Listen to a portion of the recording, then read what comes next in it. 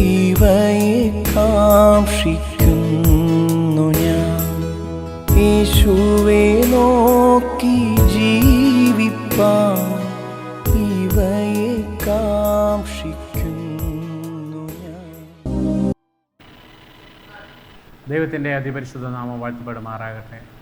നിങ്ങൾക്കേവർക്കും ഈ പ്രഭാത ജാഗരണത്തിലേക്ക് ദൈവനാമത്തിൽ സ്വാഗതം ചെയ്തുകൊള്ളുന്നു.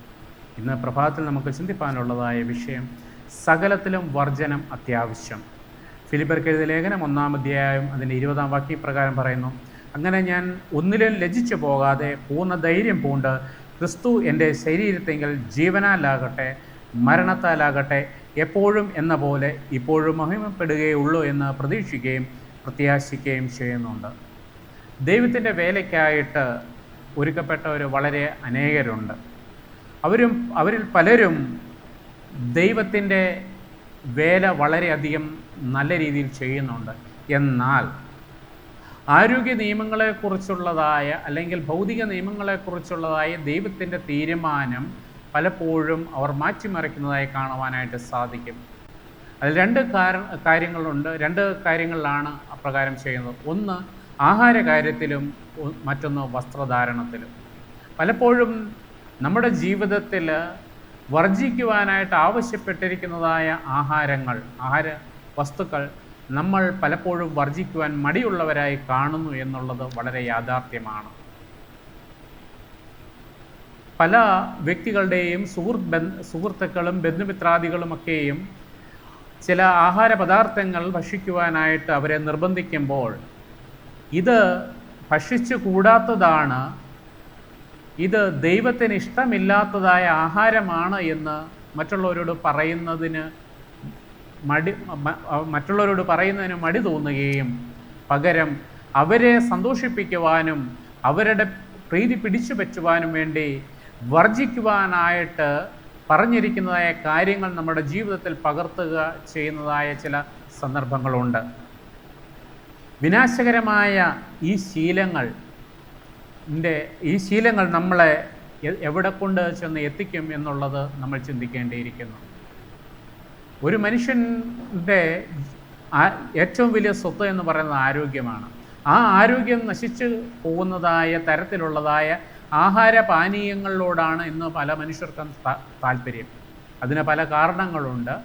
ഒന്ന്, അവരുടെ ജീവിതത്തിൽ അല്ലെങ്കിൽ അവരുടെ ദൈനംദിന ജീവിതത്തിൽ വളരെയധികം സമയം അവർക്ക് ആവശ്യമായി വരുന്നു. അവരുടെ ജീവിതത്തിൽ ഉറക്കങ്ങൾ കുറവായിരിക്കാം. അതുപോലെ തന്നെ മറ്റു പല കാര്യങ്ങൾ അവരുടെ സമയം ചെലവഴിക്കുന്നത് കൊണ്ട് ആവശ്യത്തിന് ഉറക്കം കിട്ടാതെ വരുമ്പോൾ അവരുടെ ശരീരം ഉത്തേജിപ്പിക്കുന്നതിന് വേണ്ടി വളരെയധികം ഉത്തേജനം നിറഞ്ഞതായ ആഹാര പദാർത്ഥങ്ങൾ അവർ ഭക്ഷിക്കാൻ നിർബന്ധിതരാകുന്നു. ദൈവം തമ്പുരാൻ നമുക്ക് നൽകിയതായ സമയം എന്ന് പറയുന്നത് തക്കത്തിൽ വിനിയോഗിക്കാൻ വേണ്ടിയിട്ടുള്ളതാണ്. ആ തക്കത്തിൽ വിനിയോഗിക്കുമ്പോൾ നമ്മൾക്ക് ഉത്തേജന നൽകുന്നതായ വസ്തുവകൾ നമ്മുടെ ജീവിതത്തിൽ ആവശ്യമില്ലാതെ വരുന്നു. എന്നാൽ നമ്മൾ തിരുവചനത്തെ അനുസരിക്കാത്തത് മൂലം അല്ലെങ്കിൽ അത് പാലിക്കാത്തത് മൂലം പലപ്പോഴും ഈ ആഹാര നിയമങ്ങളെ നമ്മൾക്ക് ലംഘിക്കേണ്ടതായിട്ട് വരും. അതേപോലെ തന്നെ ഇതിൽ മിതത്വം പാലിക്കുവാനായിട്ട് നമുക്ക് സാധിക്കാതെ വരുന്നു. നമ്മുടെ ശരീരത്തിന് ആവശ്യമായ ഭക്ഷ്യവസ്തുക്കളിൽ കൂടുതൽ പലപ്പോഴും നമ്മൾ ഭക്ഷിക്കുന്നു. ചിലപ്പോൾ അത് നമ്മൾ കൊടുക്കുന്നതായ അതിൻ്റെ പണത്തിൻ്റെ മൂല്യം അതിന് വില കൽപ്പിക്കാൻ വേണ്ടിയിട്ടായിരിക്കാം. അല്ലെങ്കിൽ ഞാൻ ഇത്ര രൂപയ്ക്ക് ഇത് മേടിച്ചതാണ്, അതുകൊണ്ട് ഇത് എനിക്ക് കളയാൻ പറ്റുകയില്ല, അതുകൊണ്ട് ഞാനിത് ഭക്ഷിക്കുന്നു എന്നുള്ളതായ മനോഭാവം കൊണ്ടാകാം. എന്തുതന്നെ ആയിരുന്നാലും തങ്ങളുടെ ശരീരത്തിൽ ആവശ്യമില്ലാത്തതിലധികം, ആവശ്യത്തിൽ കൂടുതൽ അവർ ഭക്ഷിക്കുന്നു. അപ്പോൾ അതുമൂലം അവരുടെ ആരോഗ്യത്തെ അത് ബാധിക്കുകയും ചെയ്യുന്നു. നമ്മുടെ ആരോഗ്യമെന്ന് പറയുന്നത് അത് ദൈവം നമുക്ക് നൽകിയ അനുഗ്രഹമാണ് എന്ന് നമ്മൾ ഓർക്കുക. നമ്മൾ അത് പരിപാലിക്കുമ്പോൾ നമ്മൾ മനസ്സിലാക്കേണ്ടതായ കാര്യം നമ്മൾ ദൈവത്തോട് സത്യസന്ധർ ആയിരിക്കുക എന്നുള്ളതാണ്. ദൈവം നമ്മുടെ ശരീരം നൽകിയത് ഇത് ദൈവത്തിൻ്റെ മന്ദിരമാണ് എന്ന് നമ്മൾ വിശ്വസിക്കുന്നുവെങ്കിൽ ആ മന്ദിരത്തെ പരിപാലിക്കേണ്ടതായ ഉത്തരവാദിത്വം നമ്മൾക്കുണ്ട്. അപ്പോൾ മാത്രമേ നമുക്ക് ദൈവത്തോട് സത്യസന്ധത കാണിക്കുവാനായിട്ട് സാധിക്കുകയുള്ളൂ. ആയതിനാൽ വിനാശകരമായ ആഹാര പദാർത്ഥങ്ങൾ നമ്മൾ തീർച്ചയായിട്ടും വർജിക്കേണ്ടിയിരിക്കുന്നു. ദൈവം തമ്പുരാൻ നമ്മൾ ആരോഗ്യത്തോടെ ഇരിക്കുവാനായിട്ടാണ് ആഗ്രഹിക്കുന്നത്. അതിനു വേണ്ടിയിട്ടാണ് നമ്മൾക്ക് എന്ത് തിന്നാം എന്ത് കുടിക്കാം എന്നുള്ളതായ കാര്യത്തിൽ കൃത്യമായ ഒരു മാർഗനിർദ്ദേശം നമുക്ക് നൽകിയിട്ടുള്ളത്. നമ്മളത് തീർച്ചയായിട്ടും അത് പാലിക്കേണ്ടിയിരിക്കുന്നു.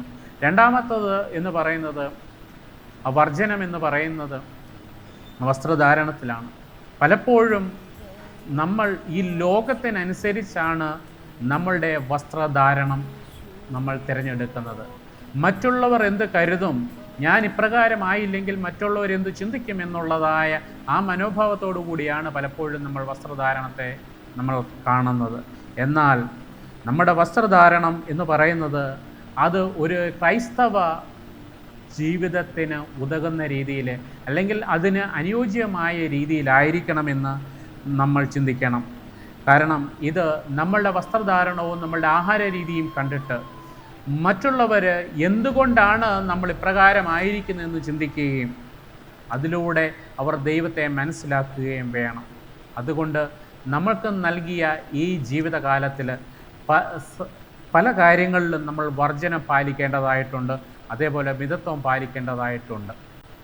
അങ്ങനെ നമ്മൾ ചെയ്യുമ്പോൾ ദൈവം നമ്മെ അനുഗ്രഹിക്കുകയും നമ്മൾ മറ്റുള്ളവർക്കൊരു സാക്ഷ്യമുള്ളവരായിരിക്കുകയും ചെയ്യും. നമ്മളെ ദൈവം അനുഗ്രഹിക്കുമാറാകട്ടെ. നമുക്കൊരു നിമിഷം പ്രാർത്ഥിക്കാം. ഇടങ്ങളെ ഏറ്റവും അതിവാത്സല്യമായി സ്നേഹിക്കുന്ന സ്വർഗീയ വാഴ്ത്തപ്പെട്ട നല്ല ദൈവമേ, തിരുനാമത്തിന് സ്തോത്രം. ഈ മനോഹരമായ പ്രഭാതത്തിൽ അടിയങ്ങൾക്ക് അല്പസമയം അങ്ങയോട് തായിരിപ്പാൻ നൽകിയ അവസരത്തിനെ നന്ദിയോടെ സ്തുതിക്കുന്നു, വാഴ്ത്തുന്നു. അടിയങ്ങളുടെ ജീവിതത്തിൽ മറ്റുള്ളവർ അടിയങ്ങൾ കൂടെ അങ്ങേ അറിയേണ്ടതിന് മിതത്വം പാലിച്ചും വർജനം ഉള്ളതുമായ ഒരു ജീവിതത്തെ ക്രമപ്പെടുത്തുവാനായിട്ട് അടിയങ്ങളെ അനുഗ്രഹിക്കുമാറാകണമെന്ന് യാചിക്കുന്നു. ഇത് കേൾക്കുന്നതായ ഓരോ വ്യക്തികളെ അവിടുന്ന് അനുഗ്രഹിക്കുമാറാകണമെന്ന് യാചിക്കുന്നു. എന്നും അങ്ങയുടെ അനുഗ്രഹത്താലും കൃപയാലും വരവിടുന്ന് വഴി നടത്തുമാറാകണമെന്ന് യാചിക്കുന്നു. അടിയങ്ങളുടെ പ്രാർത്ഥന സ്വർഗം കേട്ടനായ സ്തോത്രം.